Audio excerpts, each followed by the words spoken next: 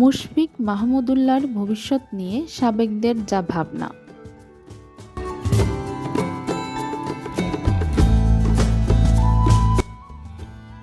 Bat হাতে সময়টা ভালো রাখছে না মুশফিকুর রহমানের। সবশেষ 3 ওয়ানডে ম্যাচে করছেন 3 রানা। চ্যাম্পিয়ন্স ট্রফির মতো গুরুত্বপূর্ণ আসরে প্রথম 2 ম্যাচেই ব্যর্থ হয়েছেন মুশফিকা। ভারতের বিপক্ষে গোল্ডেন ডাকের পর সবশেষ নিউজিল্যান্ডের বিপক্ষে 2 রান, যে কারণে তীব্র সমালোচনার মুখে পড়তে হয়েছে এই অভিজ্ঞ ক্রিকেটারের।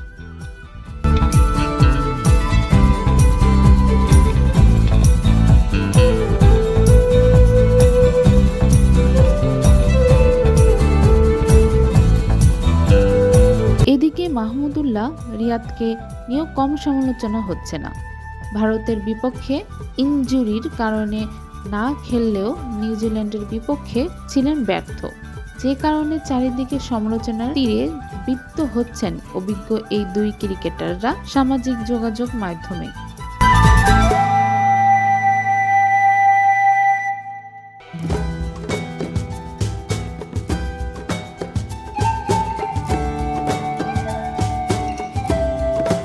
শোনা যাচ্ছে মুশফিক মাহমুদুল্লাহদের অবসর কথাও। এই 2 জনের ভবিষ্যৎ ঠিক কেমন হবে সেই নিয়ে সাবেক এই 2 অধিনায়ক অবশ্য ভাবনাগুলো ছেড়ে দিচ্ছেন ক্রিকেটারদের উপরই।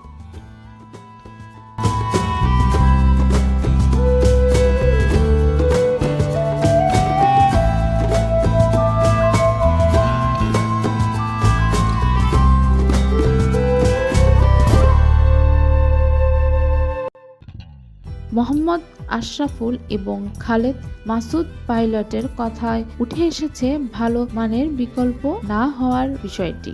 সাবেক অধিনায়ক মোহাম্মদ আশরাফুল সম্প্রতি এক গণমাধ্যমকে বলেন, অবসর গ্রহণ করা একজন খেলোয়াড়দের ব্যক্তিগত বিষয়।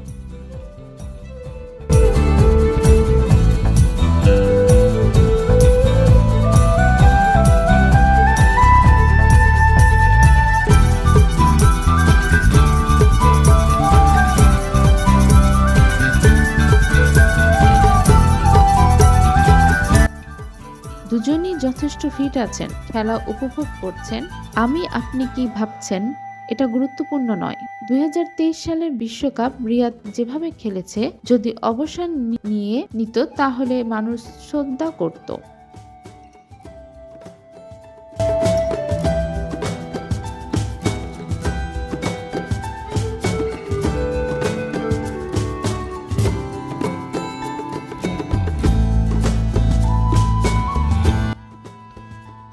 আবার 2 ধরনের পরিস্থিতি আছে। আমরা ভাবছি তরুণদের সুযোগ দিবেন, কিন্তু তারাও তো ভালো করতে পারছে না।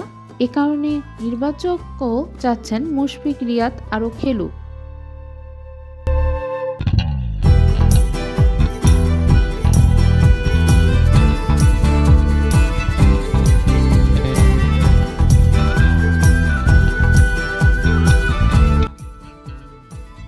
তাদের জায়গায় যারা আসবে তারা প্রতিষ্ঠিত হলে তারা সরে দাঁড়াক। আরেক সাবেক অধিনায়ক খালেদ মাসুদ পাইলট মনে করেন, ক্রিকেটারদের অবসরের সিদ্ধান্ত তাদের উপরই ছেড়ে দেওয়ার কথা। পাইলট আরও বলেছেন, আমার অনুরোধ, জোর করে অবসর দেওয়ার দরকার নেই।